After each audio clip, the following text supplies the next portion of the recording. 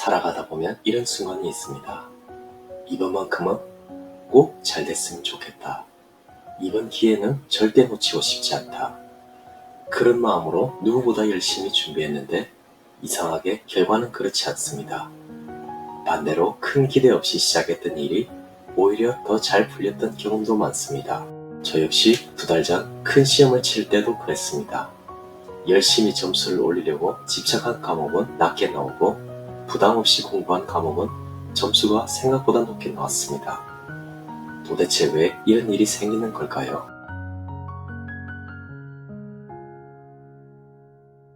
우리는 늘 간절해야 이루어진다고 믿으며 살아왔습니다.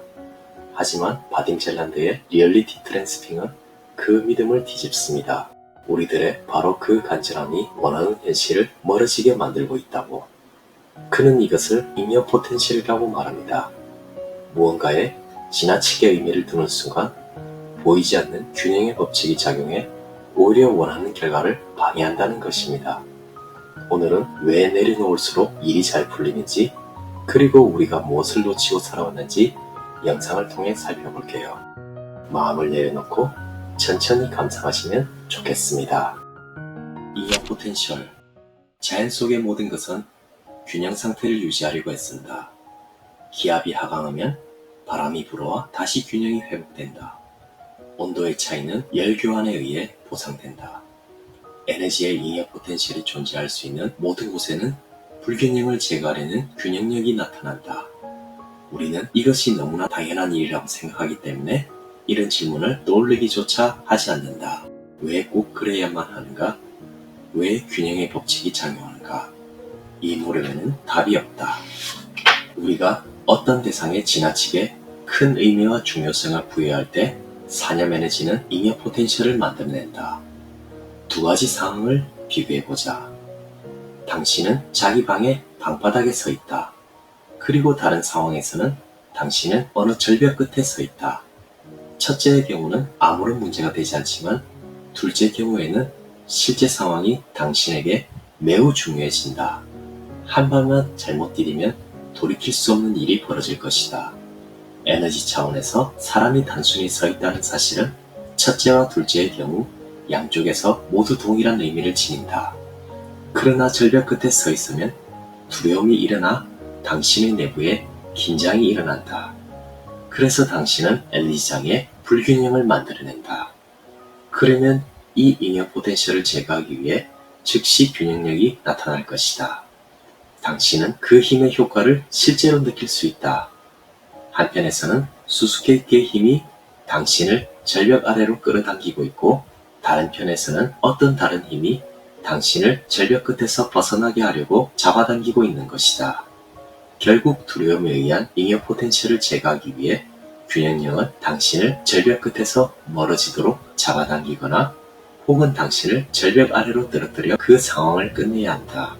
그러니까 당신이 절벽 끝에 서 있는 동안 느끼는 것은 이 균형력의 작용인 것이다. 에너지 차원에서 모든 물질적 대상이 동일한 의미를 지닌다. 단지 우리가 그것들의 특정한 속성을 부여하는 것이다. 좋음과 나쁨, 행복함과 슬픔, 쉬움과 어려움 등으로 이 세상에 존재하는 모든 것이 이런 식으로 우리의 평가를 받는다. 평가 그 자체는 에너지장의 불균형을 일으키지 않는다. 하지만 어떤 평가에 지나치게 많은 의미와 중요성이 부여될 경우 잉여 포텐셜이 일어난다. 중대한 의미를 부여받은 어떤 평가가 현실을 크게 왜곡시키고 있을 때 잉여 포텐셜의 양이 더 커진다. 일반적으로 어떤 대상이 우리에게 아주 중요할 때는 그것의 성질을 객관적으로 평가하기 어렵다. 예를 들어 존경의 대상은 언제나 좋은 점만 차고 넘치는 반면 증오의 대상은 항상 결정투성이다. 그리고 두려움의 대상은 언제나 공포를 주는 속성들로 가득하다. 에너지는 애초에 전혀 존재하지 않았던 어떤 속성을 인위적으로 지어내려고 한다는 것이 밝혀진다. 그럴 때 잉여 포텐셜이 생겨나고 그것이 균형력의 바람을 일으키는 것이다. 보이지도 만져지지도 않지만 잉여 포텐셜은 사람들의 삶에 중요한 역할을 한다. 이 포텐셜을 제거하려는 균형력의 작용이 문제를 일으키는 것이다.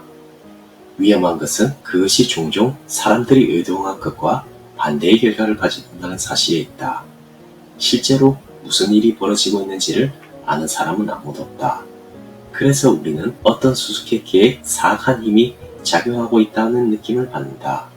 머피의 법칙처럼 말이다. 이것은 우리가 왜 항상 원치 않는 것을 얻게 되는가를 논했을 때 건드렸던 문제다. 다음 예를 보면서 우리가 원하는 것이 늘 우리를 피해 달아나는 이유를 알아보자. 일에다 자신을 완전히 투신하면 뛰어난 업적을 성취할 수 있다는 잘못된 생각이 있다. 균형의 관점에서 보면 일에 완전히 빠져든다는 것은 양팔자우리 한쪽에 그 일을 올려놓고 다른 쪽에는 세상 모든 것을 올려놓고 달아보겠다는 뜻이다. 균형은 깨지게 되어 있고 그 결과는 오래 기다릴 필요도 없다. 결과는 기대했던 것과 정반대가 될 것이다. 열심히 일한다는 것이 당신에게 돈을 더 많이 벌고 능력을 키우는 것을 뜻한다면 그때는 물론 노력을 해야 하고 그 때문에 큰 문제는 일어나지 않는다. 그러나 이 또한 언제 멈춰야 할지를 알아야만 한다. 당신이 늘 기진해서 일이 악몽이 되어버린다면 그것은 일의 고삐를 늦추거나 아니면 직업을 완전히 바꿔야 한다는 뜻이다. 지나친 노력은 반드시 부정적인 결과를 가져온다. 자연의 모든 것은 균형을 이루려고 한다. 그러므로 당신의 의지와 상관없이 균형력이 발현하여 그 잉여 포텐셜을 처리할 것이다. 예컨대 당신은 병이 난다. 그렇게 되면 나을 때까지 일 이야기는 꺼내지도 못하게 될 것이다. 아니면 우울증에 빠질 수도 있다. 사실 당신은 짐이 되어버린 일을 자신에게 강요하고 있지 않은가. 마음은 계속 이렇게 말한다. 자, 일어나야지. 어서 가서 일을 해서 돈을 벌어야지. 하지만 영혼은 의아해한다. 내가 정말 이렇게 살려고 세상에 나온 것일까? 마침내 당신은 만성 피로 증후군을 앓게 되면서 일할 수 있는 모든 가능성에 중지부를 찍는다. 이 모든 사실로부터 끌어낼 수 있는 결론은 하나밖에 없다.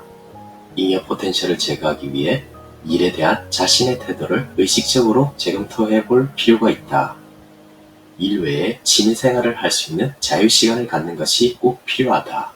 휴식하는 법을 모르는 사람은 일하는 법도 모른다. 일하는 시간 동안 자신을 빌려주라. 이에게 당신의 머리와 손을 내어주라. 그러나 가슴을 주어서는 안 된다. 그 일의 펜듈럼은 당신의 모든 에너지를 요구한다. 그러나 당신은 그 일만 하기 위해 세상에 온 것이 아니다. 잉여 포텐셜을 제거하고 펜듈럼으로부터 자유로워지면 직장에서도 훨씬 더 생산적이고 효율적으로 일할 수 있다. 이와 비슷한 상황이 직장에서만 아니라 가족이나 친구들 사이에서도 일어날 수 있다. 그러므로 자신을 빌려줄 때는 어떤 상황이든 자신이 맡은 일을 흠잡을 데 없이 잘 수행해야 한다. 이때 당신 내면의 관찰자인 지켜보는 자가 당신을 돕게 하라. 그렇지 않으면 당신은 머지않아 또다시 게임에 빠져들게 된다. 당신 내면의 지켜보는 자는 결코 분리된 인격이 아니다. 더 큰 자아인 내면의 관찰자는 배후에서 당신이 무엇을 하는지, 어떻게 하는지를 단순히 알아차리고 있다. 이렇게 반문할 수도 있을 것이다. 잉여 포텐셜을 막기 위해 과도하게 일하기를 피해야 한다면 자신의 일에 가슴과 영혼을 바치라는 말은 어떻게 받아들여야 하는가? 그것은 어떤 종류의 일이냐에 달려있다. 일에 완전히 투신하라는 말은 오직 그 일이 당신의 목표인 경우에만 정당화될 수 있다. 당신의 일이 곧 당신의 목표인 경우 그 일을 당신을 성공으로 이끄는 터널처럼 작용한다. 다른 누군가를 위해 일하는 것과는 대조적으로 그런 일은 신명을 불어넣어주고 기쁨과 영광과 만족감을 준다. 당신이 자신의 일에 대해 확신을 가지고 이렇게 말할 수 있는 보기 드물게 행복한 영혼들 중 한 사람이라면 당신은 그 어떤 것도 걱정할 필요가 없다. 불만족과 심판. 자신에게 불만을 품는 것에 대해 이야기를 해보자. 우리는 자신의 개인적 성취나 자질에 대해 불만을 품기도 하지만 자신의 결정과 약점을 받아들이기를 거부하는 자신을 불만스러워하기도 한다. 자신의 약점을 알아차리는 것은 좋지만 그 때문에 콤플렉스를 갖게 되어서는 안 된다.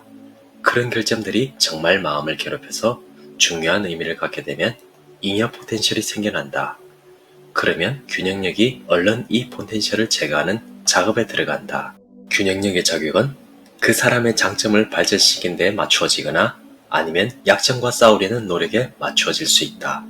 그 결과 그는 둘 중 하나에 더 많은 노력을 기울이게 될 것이다. 많은 경우에 사람들은 약점과 싸우는 쪽을 택하여 결국은 자신과 맞싸우게 된다. 자신의 불완전함을 숨기려고 애쓰는 것은 부질없는 지식이니와 그것을 제거하는 것 역시 어려운 일이다. 그래서 당신은 정반대의 결과를 얻고 상황은 갈수록 악화된다. 예컨대 자신의 소심함을 숨기려고 애쓰면 더욱더 부끄러워지거나 반대로 낯선 사람에게도 지나치게 허물없이 행동하게 된다.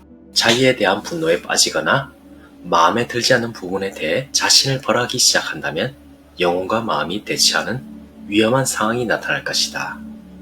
하지만 영혼은 그런 대우를 받아서는 안 된다. 모든 사람의 영혼은 완벽하고 자족하다. 당신이 획득한 모든 결정과 약점은 마음의 결정과 약점일 뿐 영혼의 것이 아니다. 마음이 반치는 한 영혼은 자기 안으로 물러나 버릴 것이고 이것은 인생을 완전히 황폐해지게 하는 결과를 낳을 수 있다. 나중에 병원에 정신분석을 받으러 가지 않기 위해서는 무엇보다 자신을 풀어놓고 모든 결정과 약점에 대해 자신을 용서하라. 지금 당장 자신을 사랑할 수 없다면 최소한 자신과 싸우기를 멈추고 있는 그대로 받아들이라. 이것이 당신의 영혼이 마음과 동맹을 맺을 수 있는 유일한 길이다. 그리고 영혼이야말로 정말 강력한 동맹군이다. 너무나 많은 사람들이 결점을 감추려고 자신과 싸우는 데에 엄청난 에너지를 낭비하고 있다. 이 무거운 짐을 벗어던지고 생긴 대로 살아가기만 하면 삶은 훨씬 더 단순하고 편안해질 텐데 말이다. 그러면 그들의 에너지는 결점과의 싸움으로부터 장점을 개발하는 쪽으로 돌려질 것이다. 그뿐인가? 그럴 때 방사되는 에너지의 매개변수는 장점이 단점과 약점을 이기는 인생 트랙과 맞아떨어질 것이다. 생각해보라. 예컨대 당신의 모든 생각이 신체적 결점에 집중되어 있다면 멋지고 건강한 신체를 갖는 인생 트랙으로 옮겨가는 것을 꿈이나 꿀 수 있겠는가? 오히려 싫다고 몸부리치는 바로 그것을 얻게 될 것이다. 자기 자신이 불만스러울 때는 영혼과의 갈등만 겪으면 되지만 세상이 불만스러울 때는 무수한 펜듈럼과의 갈등 속으로 빠져들게 된다. 이제는 당신도 잘 알고 있겠지만 펜듈럼의 주술에 걸려서 좋을 것은 하나도 없다. 게다가 그것들과 싸움을 벌인다는 것은 생각조차 하지 않는 것이 좋다. 모든 세대가 지금이 이전보다 더 살기 어려워졌다고 믿는다. 그러나 그렇지 않다. 전부가 아니라 오직 불평을 일삼는 사람들에게만 세상이 나빠진 것이다.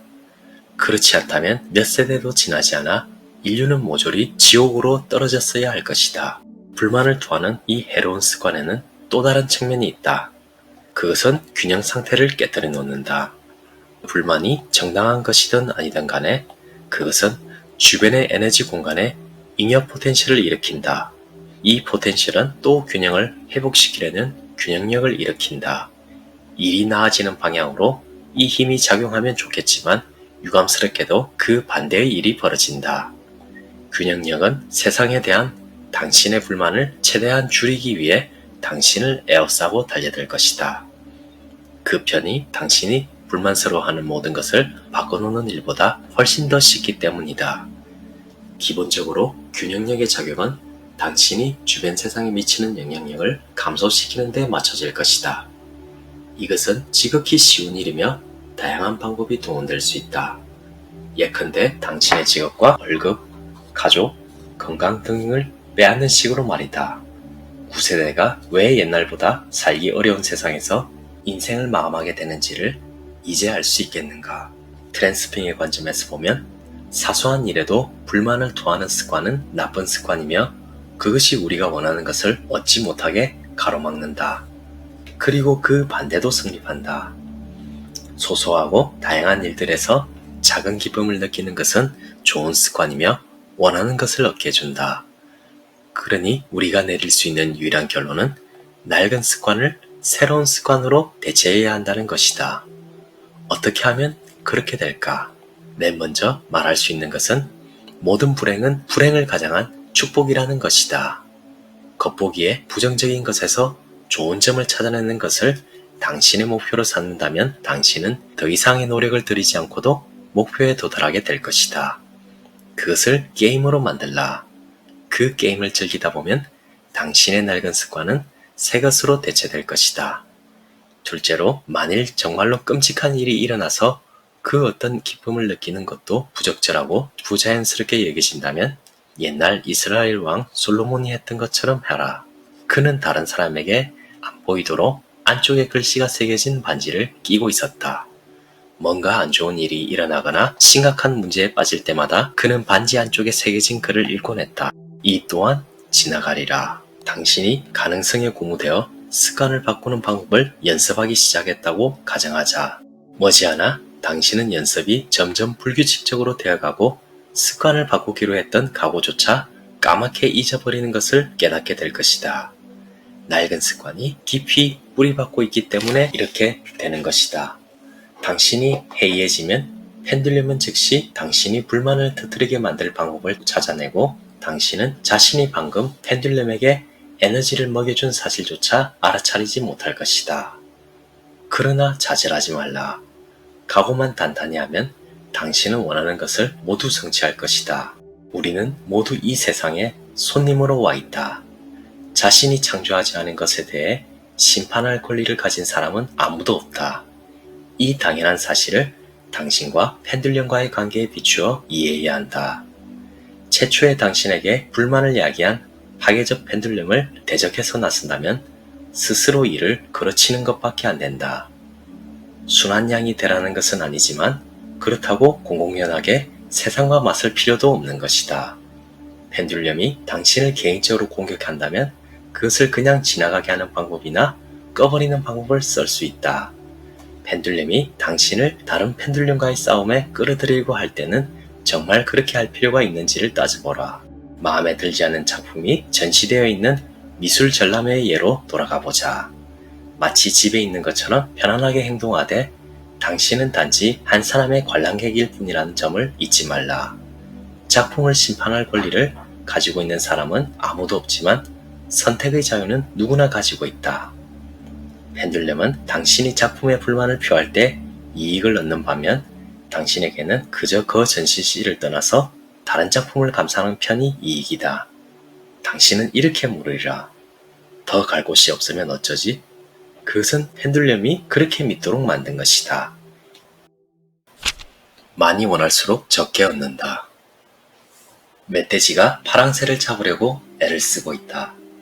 멧돼지는 파랑새를 너무나 잡고 싶은 나머지 파랑새를 생각하면서 침마저 질질 흘리고 콧김을 내뿜으면서 안절부절 땅을 여기저기 파헤치고 다닌다.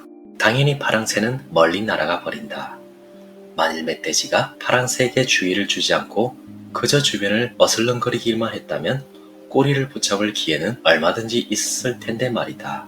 욕망은 세 가지 형태로 구분할 수 있다. 첫째 형태는 강한 욕망이 목적물을 가지고자 하는 단호한 결심과 행동으로 바뀌는 경우이다. 그러면 욕망은 성취된다. 그리고 욕망의 포텐셜은 공간 속으로 흩어진다. 그 에너지가 행동을 취하는데 사용되었기 때문이다. 둘째 형태는 소극적이고 고통스러운 욕망으로서 이것이 가장 전형적인 잉여 포텐셜이다. 이것은 에너지장 속에 진을 치고 모으면서 운 좋으면 고통받는 자의 에너지를 소모시키는 정도에서 그치지만 최하의 경우에는 온갖 종류의 문제를 끌고 온다. 셋째 형태의 욕망은 강한 욕망이 목적물에 대한 의존적 관계로 변하는 경우로서 가장 교활하고 음흉한 형태다. 원하는 대상에 막대한 중요성을 부여하면 저절로 의존적인 관계가 형성된다. 이는 아주 강한 잉여 포텐셜을 불러일으킨다. 그러면 이 포텐셜은 자동으로 그것을 소멸시킬 수 있을 만큼 강력한 균형력을 불러낸다. 원하는 대상과 의존적인 관계에 빠지면 당신은 거센 소용돌이에 휘말려들어 그 속에서 대상을 소유하려고 발버둥 치다가 결국 아무것도 성취하지 못한 채 욕망을 포기한다. 그렇게 해서 균형이 회복되는 것이다. 이때도 균형력은 당신의 고통에는 전혀 아랑곳하지 않는다. 그리고 이 모든 일은 욕망을 성취하는 당신의 강한 욕구 때문에 일어났다. 우리는 매사에 돈을 지불하는 습관에 익숙해져 있다. 그러나 사실 우리는 자신이 만들어낸 잉여 포텐셜에서 발생하는 빚을 갖고 있는 것뿐이다. 가능태 공간에서는 모든 것이 공짜다. 우리가 소망 성취의 대가로서 지불해야 하는 것이 있다면 그것은 과대평가와 의존적 관계가 없는 상태이다. 바라는 대상이 현실로 실현되는 인생 트랙으로 옮겨가기 위해서 필요한 것은 오직 순수한 의도의 에너지뿐이다. 무엇을 가지고자 하는 욕망에는 또 다른 측면이 있다. 무엇이든 간절히 원하기만 하면 얻을 수 있다는 말이 있다. 당신의 욕망이 의존으로 변질되어 일종의 정신이상 상태로 진행되거나 어떤 희생을 감수하고라도 그것을 얻고 말겠다는 식의 히스테리로 변한다면 당신은 내면 깊은 곳에서 욕망이 성취되는 것을 믿지 않게 된다. 결과적으로 당신은 강력한 방해 전파를 동반한 사념 에너지를 송신하게 된다. 뭔가를 회피하려고 하는 강한 욕망은 세상이나 자기 자신에 대한 불만족의 논리적 연장이다. 그 욕망이 강할수록 잉여 포텐셜도 강해진다. 뭔가를 원하지 않을수록 그것을 마주칠 가능성은 더 커진다. 누누이 말했듯이 균형형은 균형을 회복하는 데만 관심이 있지 어떻게 회복하는 것이 좋을지는 관심이 없다. 균형이 회복되는 방식은 두 가지가 있는데 하나는 피하려고 하는 그것에서 당신을 멀리 떼놓는 것이고 다른 하나는 강제로 만나도록 만드는 것이다. 그러니 잉여 포텐셜을 만들어내지 않도록 피하려는 마음을 의식적으로 멈추는 것이 좋다. 그러나 그걸로 끝이 아니다. 원하지 않는 것에 대해 생각하면 그것은 그 일이 반드시 일어날 인생 트랙의 주파수로 에너지를 방사하고 있는 것이다. 그래서 당신은 언제나 한사코 싫어하던 그것을 얻게 된다. 당신이 어떤 것을 원하지 않을 때 실제로 어떤 일이 일어나는지를 잘 보여주는 예가 여기 있다. 한밤중에 이웃의 시끄러운 소리에 잠이 깬다. 내일 일하러 나가야 하므로 당신은 정말 잠을 자고 싶다. 그런데 이웃집의 파티는 이제 막 시작된 것 같다. 그들이 그만 자리를 젓기를 바라면 바랄수록 파티는 더욱더 오래 이어질지 모른다. 당신이 화를 내면 낼수록 파티는 더욱더 시끄러워진다. 그 이웃에 대한 정오가 한도를 넘기면 그런 날이 갈수록 잦아질 것이 확실해진다. 이 문제를 해결하려면 펜들륨을 그냥 지나가게 만들거나 꺼버리는 방법을 적용하면 된다. 그 상황을 하나의 아이러니로 바라보면 펜들륨을 끌 수 있다. 또는 그 상황을 단숨에 무시해버릴 수도 있다. 거기에 어떤 감정이나 관심도 일으키지 않는 것이다. 그러면 그 펜들륨은 그냥 지나가고 포텐셜은 만들어지지 않는다. 당신은 선택할 수 있으며 그 선택권을 어떻게 사용할지 알고 있다는 사실을 자각하고 안심하라. 이웃은 곧 잠잠해질 것이다. 이것이 만사가 작용하는 이치이며 가서 한번 시험해보라. 이제 당신은 과거의 상황을 분석하여 자신이 어떤 것의 의미를 과대평가하지는 않았는지 그 결과로 어떤 문제를 갖게 되었는지를 스스로 알아낼 수 있을 것이다. 만일 절대적으로 어려운 상황이라면 당분간 과대평가에 대해서는 신경 쓰지 말고 의존적인 태도를 떨쳐버리고 끈기 있게 긍정적인 에너지만 전송하라. 상황이 어려울수록 당신에게는 더 유리하다. 이것이 당신이 엄청난 낭패를 겪고 있다고 느낄 때 상황을 올바로 평가할 수 있는 방법이다. 행복하라. 여기서는 균형력이 당신의 편이다. 균형력이 하는 일이란 나쁜 것을 좋은 것으로 보상해주는 것이니까. 늘 좋을 수는 없듯이 늘 나쁠 수만도 없는 법이다. 투쟁에서 균형으로. 균형력에 저항하는 방법이 있을까? 우리의 삶 자체가 온통 균형력과의 투쟁이다. 모든 어려움, 성가신 일, 문제거리들은 균형력의 작용과 관련되어 있다. 균형력은 그 어떤 일이 있어도 자신의 일을 계속 밀고 나간다. 일어난 결과를 제거하려는 노력도 도움이 되지 않는다. 그와 반대로 상황은 더욱 나빠지기만 한다. 균형력에 대한 유일한 처방은 그것이 작용하게 하는 원인을 제거하는 것이다. 중요성의 잉여 포텐셜을 감소시키는 것이다. 인생의 상황들은 너무나 제각각이기 때문에 모든 문제에 듣는 만능해법을 제시하기는 불가능하다. 사람들이 한결같이 열심히 하고 있는 딱 한 가지 일이 있다.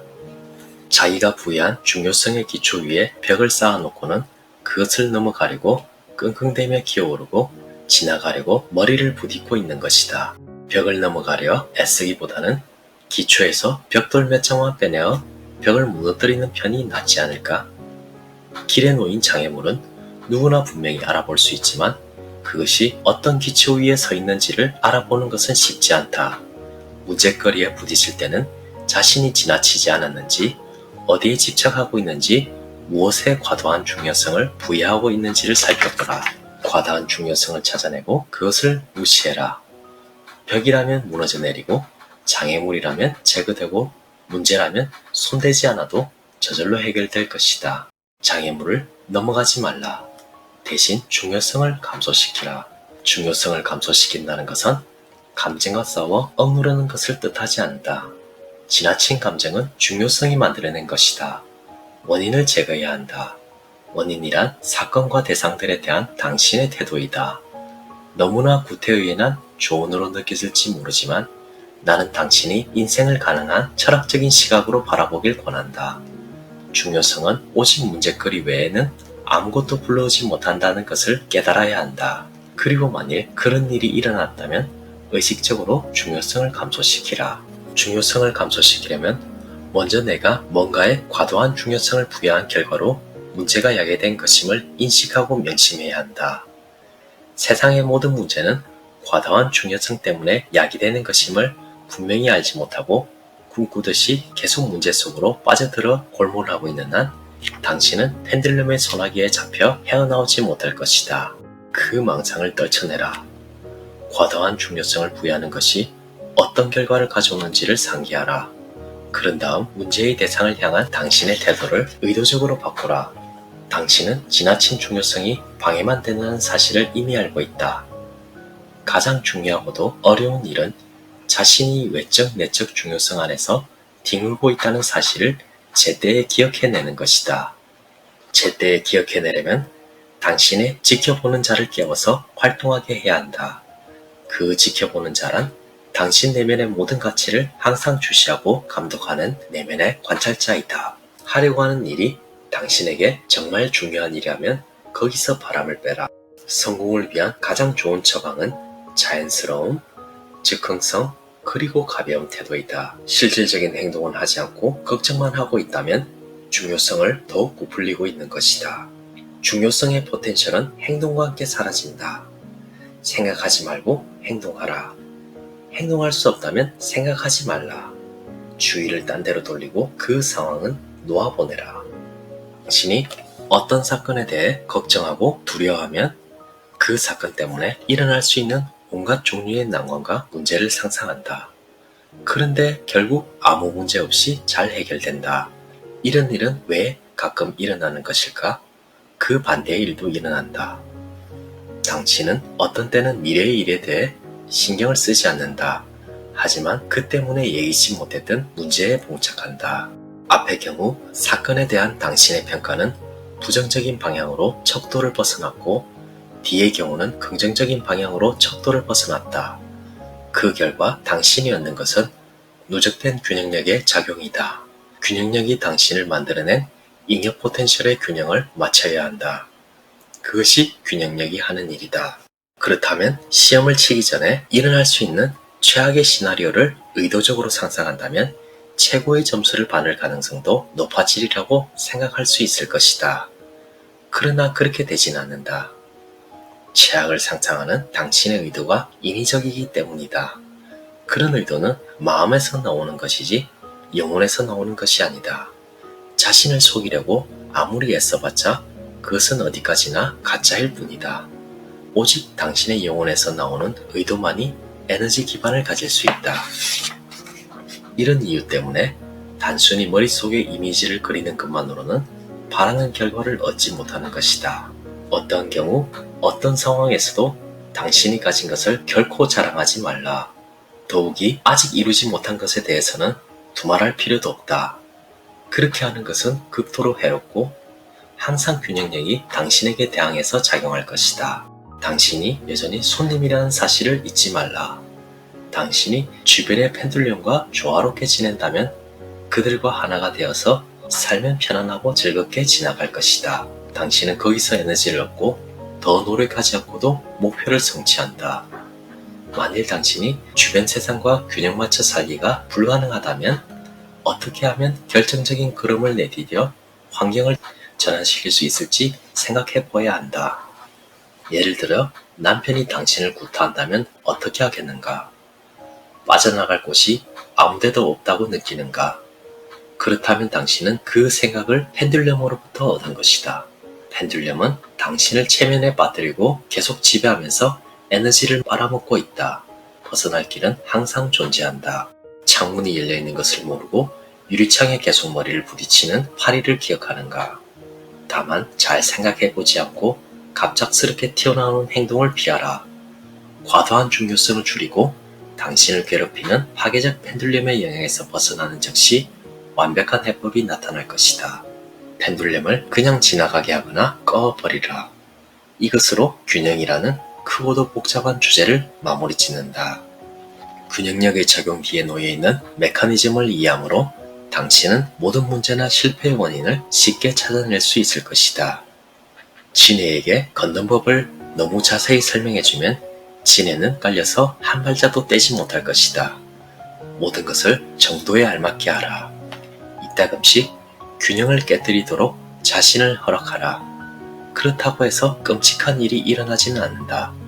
중요한 것은 중요성의 바늘이 적절한 범위의 눈금을 벗어나지 않도록 지키는 일이다. 잘 들으셨나요? 우리가 원하는 것을 이루는 데 필요한 것은 큰 집착이 아니라 더 편안한 마음일지도 모릅니다. 간절히 원할수록 오히려 더 벗어납니다. 우리가 내려놓는 순간 현실은 움직이기 시작합니다. 여러분도 스스로에게 한번 질문해 보세요. 나는 지금 목표를 향해 나아가고 있는 걸까? 아니면 집착에 붙잡혀 있는 걸까? 오늘 영상이 여러분의 삶이 집착에서 벗어나 더 행복해지시길 바랍니다. 다음에도 여러분의 삶을 바꾸는 한 권의 책으로 찾아뵐게요. 감사합니다. 이상 신압으로 책방이었습니다.